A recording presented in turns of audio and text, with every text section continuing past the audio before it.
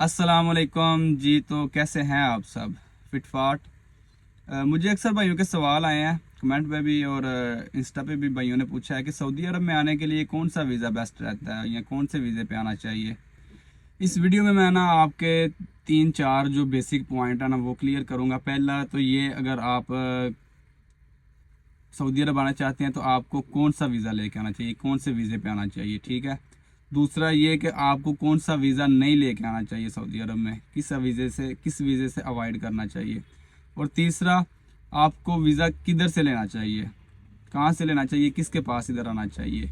चौथा, एक गलत फहमी है हमारे पाकिस्तानी भाइयों के माइंड में अक्सर होती है, वो आपकी मैं वीडियो के लास्ट में क्लियर करूँगा। तो आपने वीडियो को एंड तक देखना है।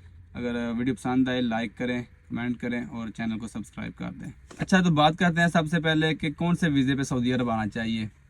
सऊदी अरब में आने के लिए सबसे जो बेहतरीन वीज़ा या जो सबसे बेहतरीन मशवरा आपके लिए ये है कि जो आपने इधर आके काम करना है ना, आप उसी प्रोफेशन का वीज़ा लेके आएँ, ठीक है। अगर आपने कंपनी में काम करना है तो जो आपका प्रोफेशन है, जो आपके पास स्किल है, जो आपको काम आता है, आपने उसी प्रोफेशन का वीज़ा लेना है और सऊदी अरब आना है, ठीक है। चाहे कंपनी में आए चाहे बाहर किसी के पास आए। कंपनी के से चलो आएंगे तो फिर ऑटोमेटिक वही वीज़ा होगा आपका। तो बाहर भी आप किसी के पास आते हैं तो सबसे बेहतरीन मशवरा यही है कि आपके पास जो स्किल है या आपने जो आके इधर काम करना है, ड्राइविंग करनी है, वर्कशॉप का करना है, जो भी करना है, वो आप उसी प्रोफेशन का वीज़ा लें और सऊदी अरब आएँ, ठीक है। फॉर एग्ज़ाम्पल, अगर आप अपने घर से ये बात डिसाइड नहीं कर पाते कि आपने इधर आके कौन सा काम करना है, तो आप फिर कोई किसी भी प्रोफेशन का वीज़ा लें। ये बात उनके लिए है जो कंपनी में नहीं आते, बाहर किसी के पास काम करने के लिए आते हैं, ठीक है। कंपनी में अगर आएंगे तो वो तो जो आपके पास स्किल होगी या जो आपको काम आता होगा उसी का रिलेटेड आपको वीज़ा मिलेगा और कंपनी उसी काम पे आपको बुलाएगी, ठीक है। अगर आप बाहर यानी किसी के पास काम करना चाहते हैं तो फिर आप, अगर बेहतर तो ये है कि आप वही वीज़ा लेके आएँ अगर आपके पास स्किल या आपको डिसाइड है कि आपने कौन सा काम करना है। तो अगर आपके पास स्किल या आप नहीं डिसाइड कर पा रहे अपने घर पे कि आप कौन सा इधर आके काम करेंगे, तो फिर आप कोई भी वीज़ा लेके इधर आ जाएं। तो इधर आके आप इकामा वगैरह बनवा के जो भी आपने काम करना है डिसाइड करें इधर आके। तो फिर आप अपना प्रोफेशन जो है ना वो चेंज करवा लें। 1,000 रियाल लगता है, प्रोफेशन चेंज हो जाता है। कोई भी वीज़ा आप लेके आ जाएँ, ठीक है।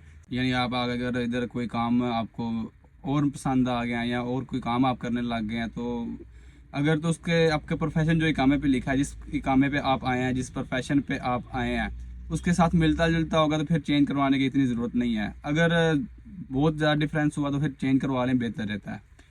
और अगर आगे इधर आप ऐसे किसी के पास आते हैं तो फिर आप कंपनी में भी ट्रांसफ़र करवा सकते हैं। आपको कंपनी में जॉब मिल जाती है, पाकिस्तान से नहीं मिलती, इधर आके आप ढूंढ लेते हैं तो वो भी आपका ट्रांसफ़र हो जाता है, मुश्किल नहीं है।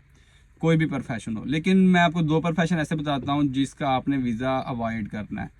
उनका पहले तो बहुत रफड़ होता था, जो है ना प्रोफेशन चेंज ही नहीं होता था, ना ट्रांसफ़र होता था ना प्रोफेशन चेंज होता था। अभी सुनने में आया कि चेंज हो जाता है, प्रोफेशन भी चेंज हो जाता है और ट्रांसफ़र भी हो जाता है, लेकिन मेरे ख्याल से उसमें थोड़ी मुश्किल आती है।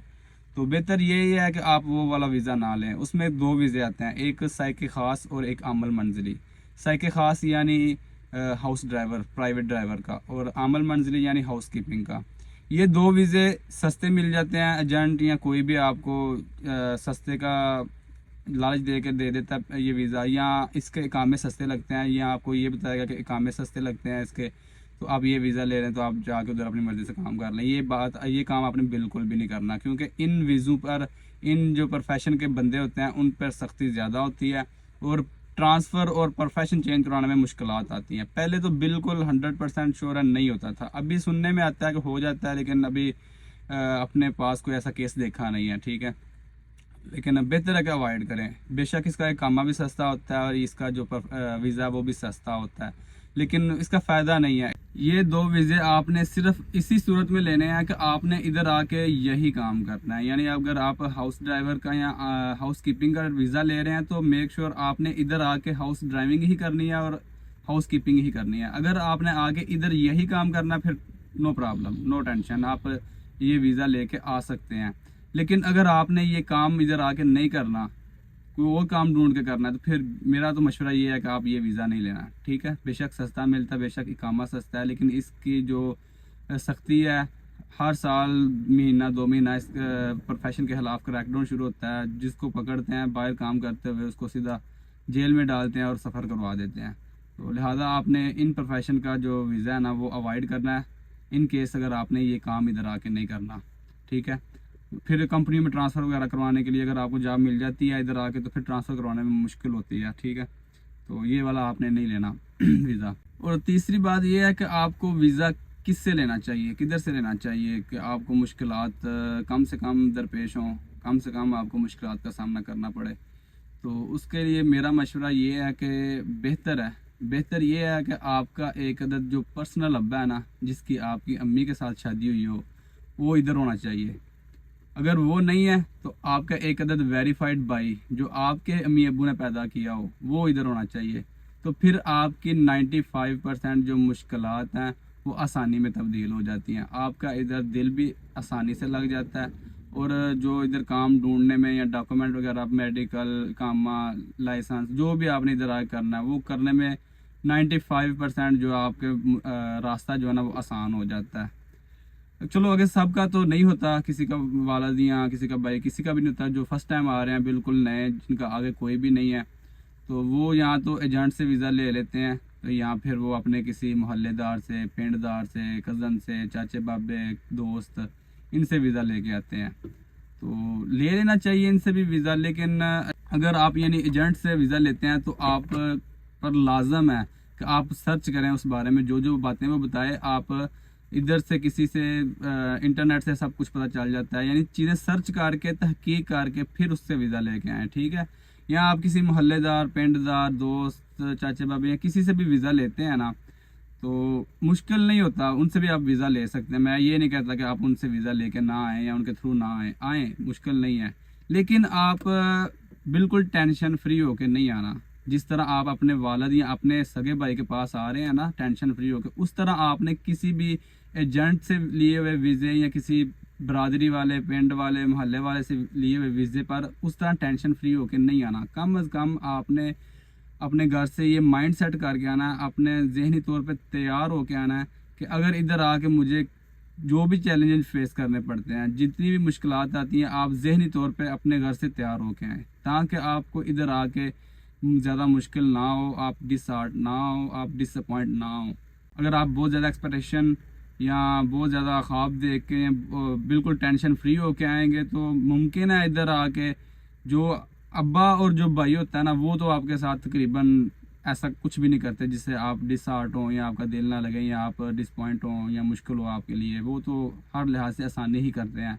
लेकिन जो बरादरी वाले, पिंड वाले, मोहल्ले वाले या जितने भी दूसरे हैं ना, उनका कुछ कहा नहीं जा सकता। आप ने देखा भी होगा, सुना भी होगा, बहुत सारे लोग जो है ना इधर बुला लेते हैं लेकिन फिर कोई वाली वारिस नहीं बनता। ये बात हकीकत है। हाँ, 100 में से कुछ बनते भी हैं, ये नहीं है कि बिल्कुल भी कोई भी पूछता ही नहीं है। होते हैं, अच्छे लोग भी हैं, पूछते हैं, सारा करते हैं, आपकी हेल्प करते हैं। लेकिन ज़्यादातर मैं मेजॉरिटी की बात कर रहा हूँ, वो आपका जो जिस तरह आपका होना चाहिए या जिस तरह की एक्सपेक्टेशन आप अपने घर से लेके आते हैं उस तरह पे ऊपर नहीं पूरा उतर सकते। ये एक हकीकत है, ठीक है। आपने जहनी तौर पे घर से इस बात से तैयार होकर आना है कि मेरे साथ जो भी आगे हो, जितनी भी मुश्किलात हों, तो आप उसको जहनी तौर पर फेस करने के लिए रेडी हों। तो फिर आप जो है ना वो डिसहार्ट नहीं होंगे या डिसअपॉइंट नहीं होंगे या आप जो है ना इधर सर्वाइव कर जाएंगे, ठीक है। और ये जो मतलब मैं आपको बता रहा हूँ किसी से भी वीज़ा लेके आने में, अगर तो वो आपको ये बात कहते हैं या आप उनसे ये इत्तेफाक करके आते हैं कि आपको हम वीज़ा वगैरह देते हैं लेके, आपने काम खुद करना है, काम खुद ढूंढ के काम खुद करना है, तो इस केस में आपने ये चीज़ें याद रखनी है। अगर वो वीज़ा आपको इस बेस पे दे रहे हैं कि आपने उन्हीं के पास आगे काम करना है, यानी जिससे आप वीज़ा ले रहे हैं उनका आगे इधर कोई होटल है, कोई वर्कशॉप है, कोई दुकान है, कुछ भी है, छोटा मोटा कारोबार है, तो आपने उनके पास आगे काम करना, तो आप थोड़ा टेंशन फ्री होके आ सकते हैं। फिर वो आपकी हेल्प जो है ना दूसरी निस्बत ज़्यादा करेंगे, ठीक है, क्योंकि फिर उन्होंने आपसे काम लेना होगा, तो फिर वो आपके जो मामलात है ना वो आपके हेल्प आउट ज़्यादा करेंगे, ठीक है। तो एक और बात मेरे जहन में है, मैंने सोचा इसी वीडियो में क्लियर कर देता हूँ। थोड़ी लंबी तो हो रही है लेकिन ये भी एक ज़रूरी बात है। हम पाकिस्तान वालों की जो मेंटालिटी है ना, मैंने ये चीज़ नोट की है, दूसरे कंट्री वालों का तो नहीं इतना मुझे इल्म, लेकिन पाकिस्तान वालों की जो मैंटेलिटी है ना ज़्यादातर वो ये होती है कि यार 2-4 साल लगाएंगे तो इधर आके पैसे इकट्ठे करके ना तो वापस जाकर कोई कारोबार शुरू करेंगे पाकिस्तान में। ये यूरोप जाने वालों की ये मैंटेलिटी नहीं होती, क्योंकि उनको वो अपने घर से ये ज़हन बना के जाते हैं कि 10 साल तो शायद हमें पेपर लेते लग जाएं, तो उनका ये ज़हन नहीं होता। लेकिन जितने भी अरब countries, Saudi, Oman, Dubai, Qatar, Kuwait, Bahrain या जिधर भी जा रहे होते हैं तो वो ये मैंटेलिटी के साथ आते हैं कि 2-4 साल लगाएंगे, पैसे इकट्ठे करेंगे तो इधर आके कारोबार शुरू करेंगे। तो मैं ये आपकी गलतफहमी दूर कर दूं कि ऐसा कुछ भी नहीं होता। ये 2-3 साल लगा के आपने पैसे इकट्ठे करके जाना होता है ना, ऐसा या ये आप अपने ज़हन से ये बात निकाल दें, क्योंकि ऐसा बिल्कुल भी नहीं होता।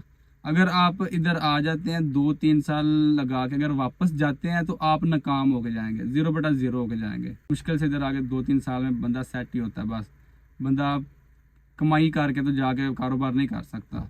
अगर आपने कमाई करके जाके कारोबार करना तो उसके लिए आपको लाजमी आपके कम से कम 10-15 साल परदेश में देने होंगे, ठीक है, फिर जाके आप इस तरह का कोई बात सोच सकते हैं। अगर 2-3 साल में आप वापस चले जाते हैं तो यही बात है कि आप इधर सेट नहीं हुए, आप नाकाम हो गए, 0/0 होके जा रहे हैं।